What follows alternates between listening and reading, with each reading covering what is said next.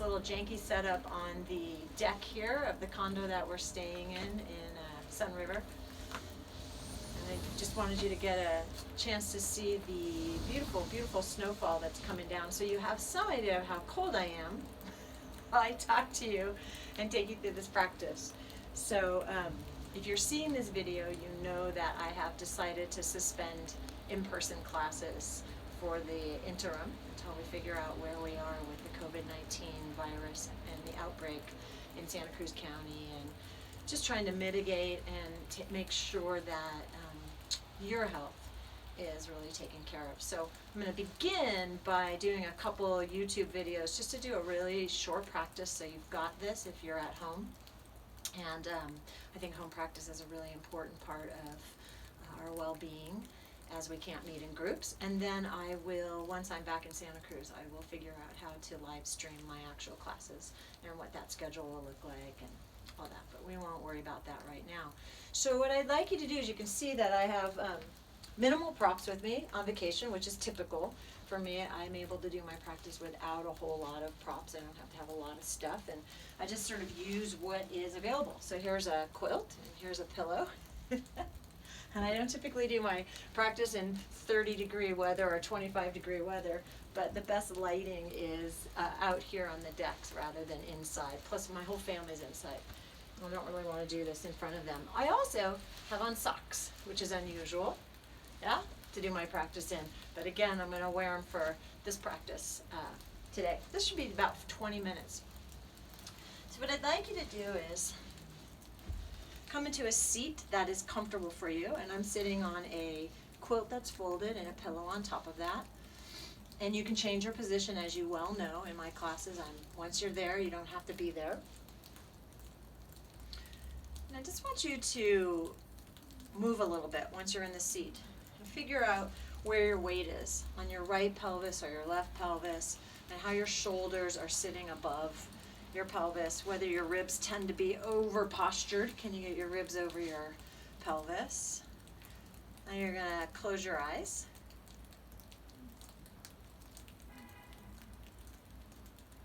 And start to consider your breathing.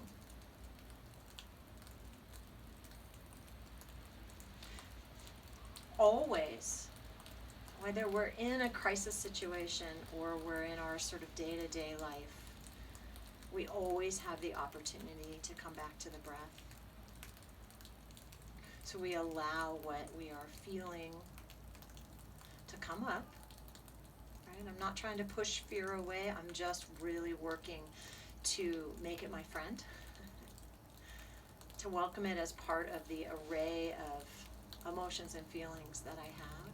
I find myself moving deeply into a place of fear over and over throughout the day, and then needing to stop, notice my breath, notice my body, notice what's happening around me.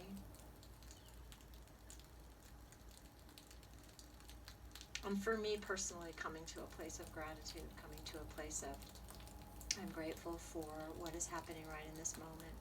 The water that I hear dripping next to me off the roof, the snow that is coming down around me, the cold that I can feel, the time with family. And I'm just going to watch my breath. I'm just going to be with my breath. I'm going to let the breath come in and the breath come out, which is happening whether I'm aware of it or not. But I'm going to allow my awareness to rest a little more deeply there, particularly on the exhale breath, which is the exhale breath is the breath of letting go. The exhale breath is giving back to the universe that air that we took in with the inhale.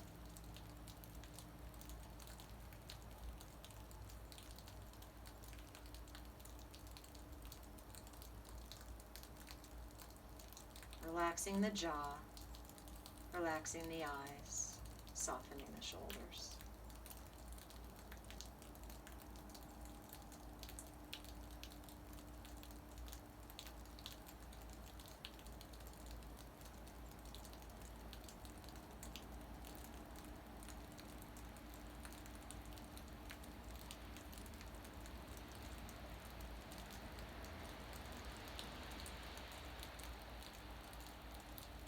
It's okay to feel your body agitated.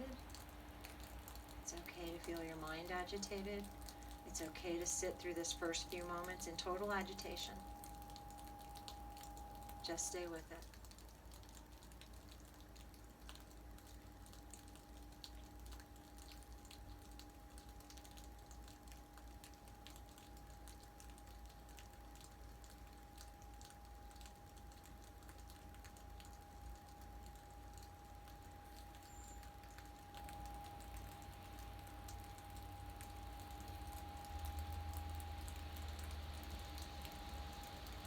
Noticing the sounds around you, noticing the temperature of your skin, noticing the movement of your breath.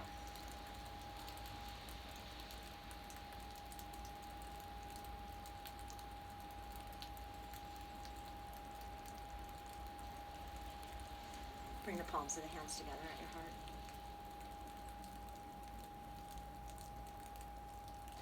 I normally end class with this metta meditation saying, but I will say it now. May we be safe.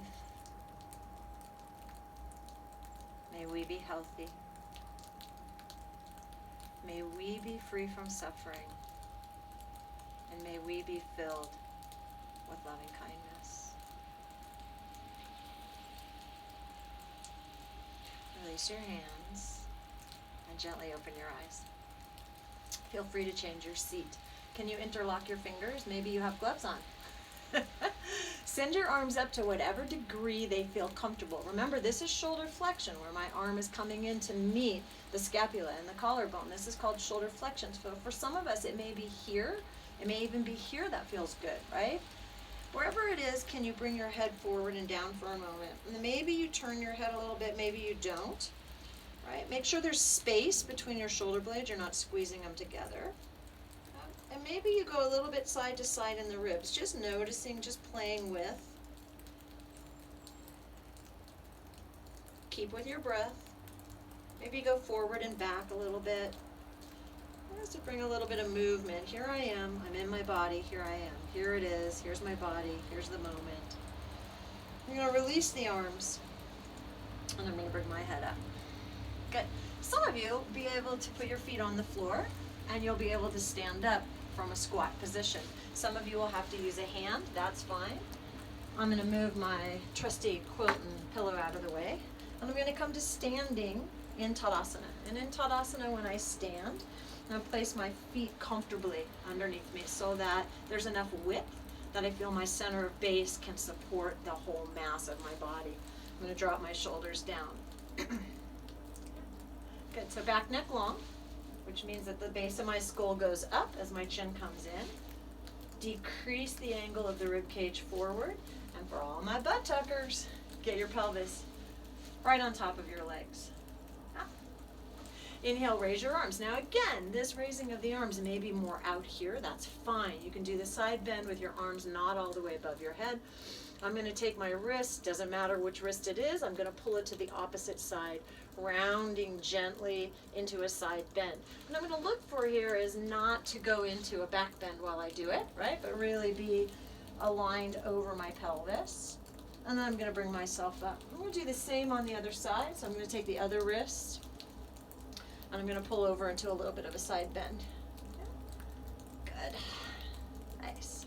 And then I'm going to bring myself up. I'll release the arms. Nice and easy. Take the arms right out in front of you. Good. And then gently come down into a squatting position. And in the squatting position, we're looking for keeping the back neck long. You might see my head up a little bit because I'm looking up at the camera, but my back neck long, my ribs above my pelvis. My feet, what are my feet doing? Are my toes spread? Are the balls of my feet really broad? Is my weight through the middle of my heel? If the arms are up, be careful that you're not hyperextending. And then I'm going to stand up. Good. Take the arms directly back for a moment. Push back. Feel that shoulder extension, right? Because we just did a bunch of shoulder flexion. Shoulder extension as I push back. Really feeling the head of my humerus, my upper arm, rolling forward and down. I'm not looking to squeeze my shoulder blades together. In fact, I'm looking to bring my shoulder blades down towards my waist a little bit. Watch the tendency to throw the chin. Go back neck long again. Good. And then release the arms. Excellent. Can you now take one of your feet in front of the other foot so that I'm heel to toes? I do whatever I want with my hands, with my arms for balance. Again, I'm going to go back neck long, shoulders over my pelvis. This is a balance. This is really creating the base of support into a much more narrow position, right? So heel to toes, toes to heel. I'm just standing for a moment. There's a little bit of sway. I'm noticing my ankles. I'm noticing the tripod of my foot. Here's my big toe to my baby toe, the middle of my back heel. Good. I'm going to come back into my Tadasana position. I'm going to remember which foot was in front. I had my left in front of my right. I'm going to take my arms out, and I'm going to sit back down into Utkatasana. I really feel the grounding down into the earth. The earth is underneath our feet. It's there. It's there. We have to trust it's there. Feel it. Notice it. Even if you're on a deck and you're not on the earth. Even if you're on your kitchen floor. Even if you're on your living room. Yeah, and I'm going to stand up. Good. I'm going to take one arm. I'm going to turn my back to you. I'm going to take it behind my back. And I'm just going to pull it lightly over. So I'm in shoulder extension. Yeah. But I've also now bent my elbow, which puts a little bit of a torque, a little bit of a change on the upper arm. And I'm just going to pull it across a little bit. Yeah. Taking a moment. Maybe I'm still.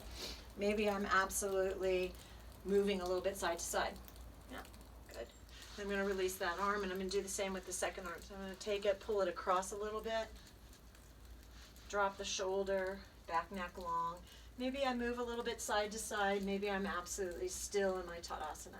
Just a little bit of motion. If it's hurting, don't do so much, right? You can go back to this. That would be fine. Good. Nice. Then remember, my left foot was in front of my right, so now my right foot is going to go in front of my left foot. I can take my arms out if I wanted. My arms can be down. But again, I'm just looking to stand with a narrower base of support. If you're feeling really secure in this activity, you could close your eyes, and if I close my eyes, you're going to see me do a lot more swaying. You may feel yourself doing a lot more swaying. That's fine. Yeah, as long as you don't feel like you're going to fall over. Good. Nice. Uh-oh. Good. All right, and then back into Tadasana for a moment. Feel those feet. Feel that work of your tripod, big toe to baby toe, middle of that heel, shoulders dropping down. I just really want you to come back to Tadasana over and over again right now in your life and just feel the solidity of being on your own two legs. It took you a long time to get there. Trust that the earth is underneath your feet. Good. Let's come down. I'm going to come down to all fours. I'm going to look off to the side and make sure you can see me. I think you can. Separate my knees a little bit. My hands are underneath my shoulder line. I'm going to exhale, curling around my spine. I'm going to take a moment and just move a little bit side to side. Feel it, notice it. Tail is really tucked. Pelvis is really tucked in posterior pelvic tilt. And I'm going to inhale, lengthen, and extend. I'm going to pull my shoulders down from my ears. And again, I'm going to exhale, curling around. I'm consciously pushing my shins down towards the earth. I'm going to inhale, lengthen, and extend. Let's do that a couple more times. Exhale to round, really tucking the head in towards the heart. Inhale to lengthen and extend, feeling the front body stretching the back body, shortening a little bit, and one more time. Exhale to inhale. Good. Coming back into a neutral position, curling the toes, and stepping back into your dog pose. Please walk through your feet in dog pose, toe ball heel, getting a little bit of motion. For those of you who are not currently doing dog pose for whatever reason, could be the shoulder. It's cold out here, my nose is running. I'm going to bring my hands to a wall, and I might take a half standing forward bend, which we could do the toe ball heel here as well. Yeah. So some of you are in dog, some of you are at the wall, doing, or on the back of a chair, doing a half standing forward bend. Good. And just moving through the feet. Good. From your dog or from your at the wall, I'm going to come into more of a plank position. And in my plank position, I'm going to bring my rib cage down towards my pelvis. Careful that I don't tuck the butt under. Careful that the chin doesn't come forward. If I'm in dog, I came forward into my plank. Good. Step back to dog pose. I'm going to walk my feet forward, bend the knees, and today I'm going to roll up my spine to come upright. Good. Nice. I'm right next to a wall. I can use it. Yeah. Or if I feel really secure, I won't use the wall. I'm going to stand on my right leg. I'm going to bring my left leg up in front of me. I'm going to externally rotate it within the hip joint here. So instead of taking it out to the side, I'm going to turn it while I'm here. I'm going to reach down. I'm going to take the foot against the thigh. It doesn't really matter where the foot is on your leg, but I would like you to work on an evenness in your pelvis side to side so that you don't hip hike up with the leg that you have externally rotated and brought into your tree pose. Again, bringing the palms together, dropping the shoulders. Find your breath, work the big toe, work the inner heel, balance, right? Right now in our life is balance, this ability to be still, this ability to find that center. I promise I'll wash my gloves. And then I'm going to release the hands. Good. I'm going to take the second leg. I'm going to find that balance. I happen to be standing on the juncture of two boards, so I'm going to move over a little bit. Yeah. I'm going to bring up my right leg, unless you've already done that. When I do that, I'm going to watch that I don't go backwards. I'm going to stay over my pelvis. I'm going to externally rotate my leg in the hip joint, right? So I don't take it out to the side first, because I probably have a better strategy of keeping my pelvis more neutral this way.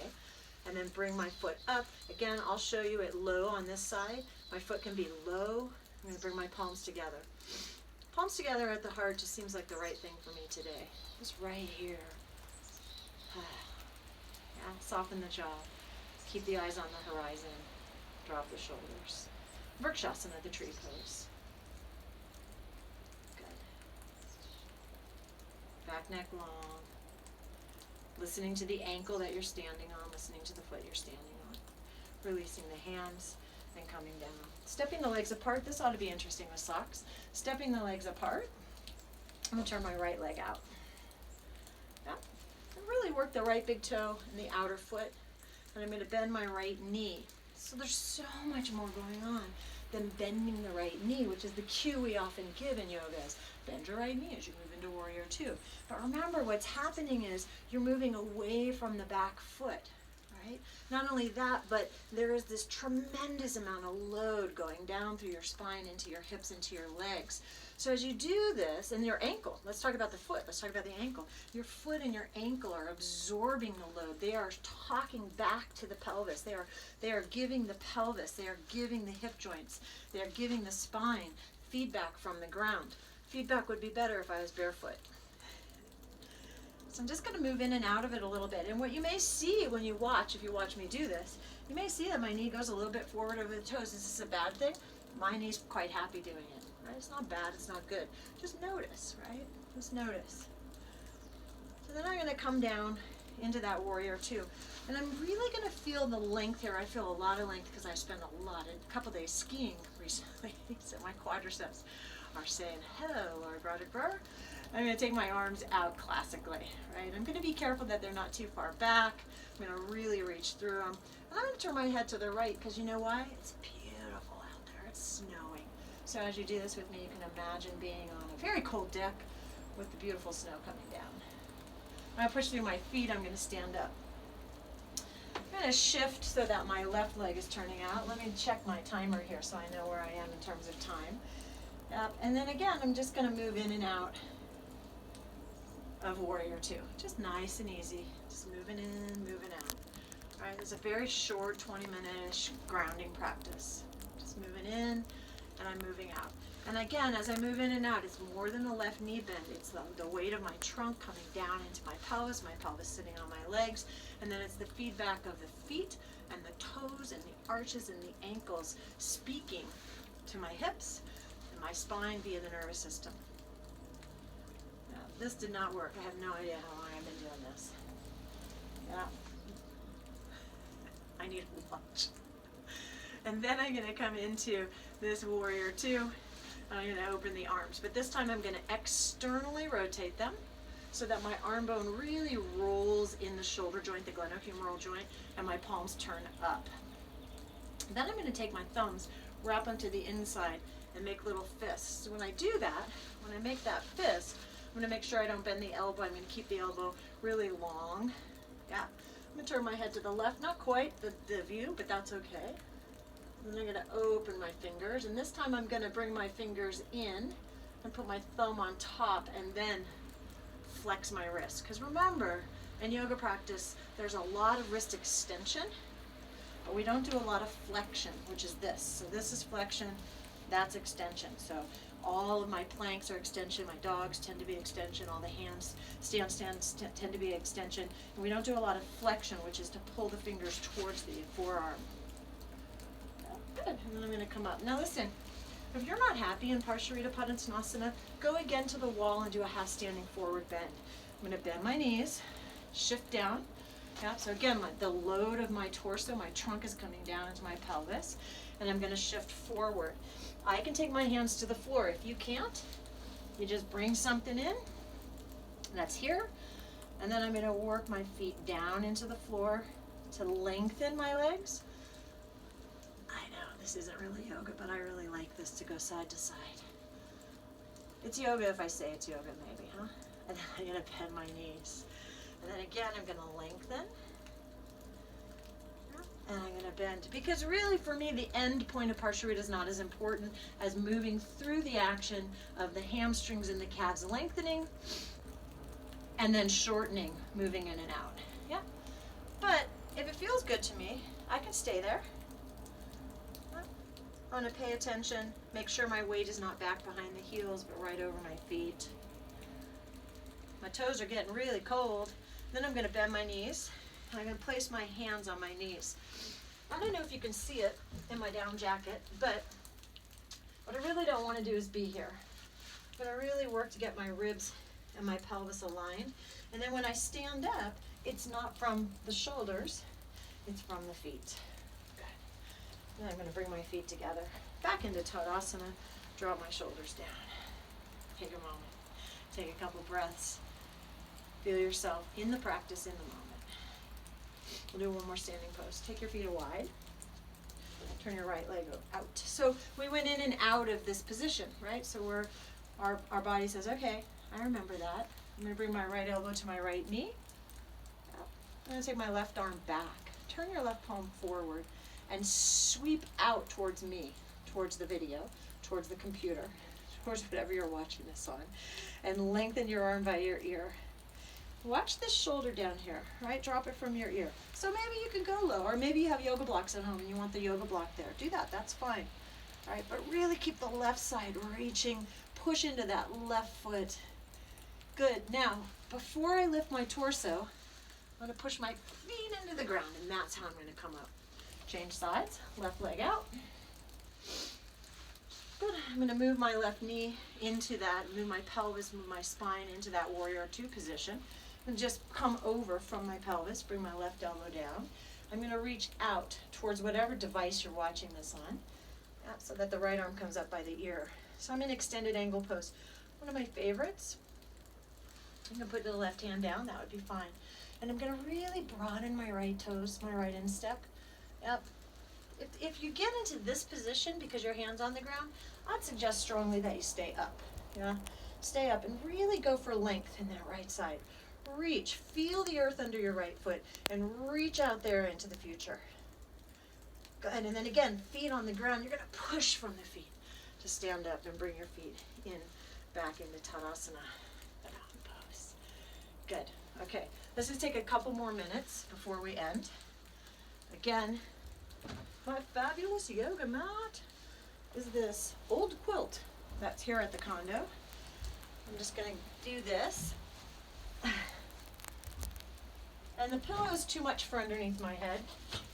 So I brought this very interesting book I'm reading called Body Sense for underneath my head. Yeah. So I have a little bit of height under my head. Let me get my head up. Good. And I'm going to take my feet wide apart. My arms are going to be down. And I'm going to drop my right leg in. And you can see that I'm really turning from the top of my thigh. So when one leg drops in, there's not a lot of pelvic motion side to side. I'm going to drop that right leg in on an exhale. I'm softening. My back neck is long, hard to see in my down jacket. I'm going to turn my left leg in and up. I'm going to turn my right leg in. This is a little bit of internal rotation, both the Warrior 2 pose we did and the extended angle pose, and actually the tree pose we did, were all externally rotated poses, poses that took our leg out to the side, right, that in the hip joint turned our femur bone, our thigh bone out. So I'm just going to do a nice easy internal rotation. And when I do internal rotation, it's less of a spinal roll and more of a thigh movement within the thigh socket, within the hip socket. Right. The hip socket is made up of your femur, your thigh bone, and your acetabulum, where the three bones of the pelvis come together and shape that cup, right? Good. And then I'm going to turn my right leg in, and I'm going to let my left leg drop out. And I'm going to reach out with my right arm. So I'm in a little bit of a twist here. And you can minimize this, right? You do not have to let your legs go over. You can kind of hold your legs up off the ground a little bit, or the legs can go over. Hard to see here, but I'm not in a very severe arch. I'm actually working to bring my right ribs back and down a little bit in this twist. It's very gentle. I'm not overdoing. Good. Now I'm going to bring my legs back up. And I'm going to let the right leg go over and the left leg follow. So I'm twisting my torso, my hips and my legs to the right, and my torso will come out to the left. I've hit the wall, so to speak, so I'm going to go nice and easy here. But I am going to work to keep the rib cage down a little bit as my legs go out to the right. And just feel that gentle twisting action of the pelvis over to the right. Minimize it if you need to. Now, it doesn't have to be a big twist over. When I come up, when I move my legs up, I'm going to ask you to not move so much from your back, but move from your feet to bring the knees up. Draw the knees into your chest. And if you are in 30-degree or less weather, the snow is now falling on my face. I don't know whether you can see it. I'd ask you to point and flex a little bit. You can do that whether you're in 30-degree weather or not. Make some ankle circles. Hello ankles, hello toes. I'm going to grab the outsides of my feet and move my feet to the sky in Ananda Balasana. And then you'll see me, I'm driving my legs one at a time. One opens a little bit, one closes a little bit. So femur a little closer to the ground. If you need to, you can grab your lower legs and kind of do the same thing. I don't have a yoga belt to show you, but you could have a yoga belt over your feet and do it that way as well. Nice and easy. The difference between holding your feet from the outside and the inside is simply the activity of the arm at the shoulder. When I hold my feet on the inside, my arm is internally rotated. When I hold my feet on the outside, my arm is externally rotated. Now, you can also just hold it still. Then I'm going to bring my feet together. This is where I'm going to be very careful of my outer ankle. The bottoms of my feet come together. And I'm going to try not to turn from my ankle. I'm going to press my knees open as I pull my legs in. Again, this could be this activity very easily. Yeah. Good. I'm going to cross my right foot over my left. Please feel free to put your left foot out a wall if you need to. If I can, I'm going to bring my left leg in. And what you're going to see me do is mobilize here as I pull my left thigh towards me and release. And I pull my left thigh towards me and I release. So you can see me moving. And I'm moving because I'm moving the leg that's up, not the leg that's crossed. Then I'll hold it in for a moment. Good. And then I'll cross my left foot over my right. I'm going to grab the back of my right leg. This side feels tighter. I don't know if it's the tighter side. My sensation is that it feels tighter. I'm going to pull my leg in and release. Pull my leg in and release. Pull my leg in and release. And then I'm going to pull it in. Just hold it for a few moments here. I like to rock a little side to side. You can do that or you can be still. Good. Nice. I'm going to bring my knees into my chest. I'm going to wrap my arms around them. My head comes into a little bit of flexion here. I want to make sure that I don't have my chin up. right? And I'm gonna roll like a little pill bug. So I'm gonna look towards the camera a little bit, just a little bit, and then my left shoulder and my left hip roll at the same rate as I come over. So I'm not dissociating, I'm not turning shoulders first and then the hips, or hips first and then the shoulder. From here, I'll bring myself up. I'm gonna come back to sitting. I'm gonna fold my other leg in front. So this is where I actually think it's important for you to have a Shavasana. I think Shavasana and restorative poses are going to be really important poses for us as we navigate the next few weeks, and we feel our fear, and we notice what's coming up for ourselves.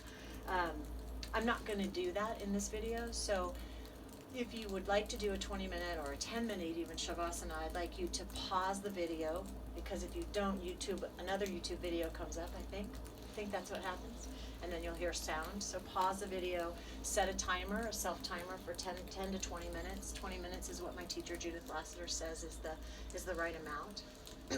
With me, I'd like you to bring your palms together at your heart, close your eyes again.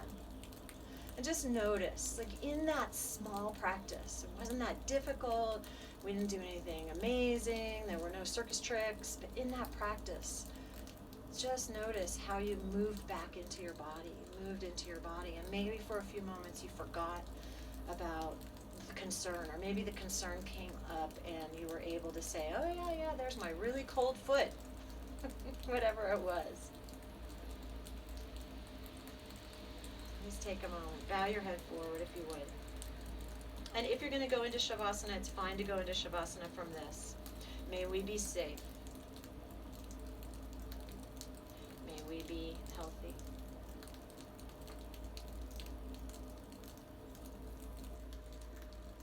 May we be free from suffering. And may we be filled with loving kindness. Know that I love you, and I'm really, really so grateful for the community that we have built over the years. Whether you're practicing with me in person on a regular basis, or maybe you were a student of mine. I got an email from a student who was a student of mine at Cabrillo almost 17 years ago, I think, 16 years ago. She still follows my emails. But just know that suspending my classes is really a hard decision. I think it's the right decision to make at this point. It's one of the harder decisions I've had to make, and I'm really touched by the amount of love that I feel for you and our community. And I will be, once I'm home, I will be figuring out the technical aspect of Zoom so that we can live stream.